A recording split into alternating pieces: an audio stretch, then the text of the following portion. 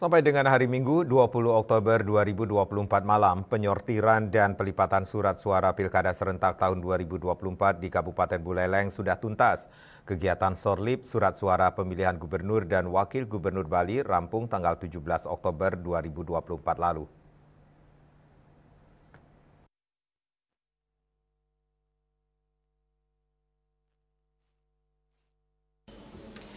Ketua KPU Buleleng Komang Dudi Udiana menyebut dengan rincian sebanyak 609.430 dari 610.045 lembar surat suara dan dalam kondisi baik dan sudah terlipat, sementara 615 lembar dalam kondisi tidak baik atau rusak. Untuk sorlip surat suara pemilihan Bupati dan Wakil Bupati Buleleng tahun 2024 sebanyak 610.045 serta surat suara cadangan untuk pemungutan suara ulang PSU sebanyak 2.000 lembar juga sudah selesai. Dengan rincian sebanyak 611.512 dari 612.045 suara dalam kondisi baik dan sudah terlipat, sementara 533 lembar dalam kondisi tidak baik atau rusak.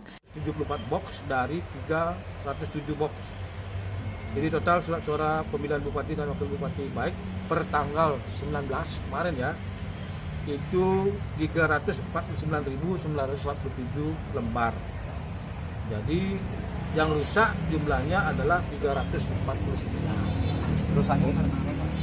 Ya macam-macam. Ada karena terpotong. Nah, ya kemarin saya cek di sana.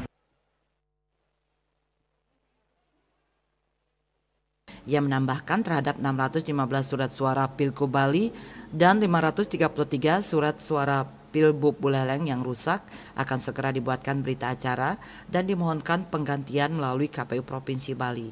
Yasri Yuli, Bali TV.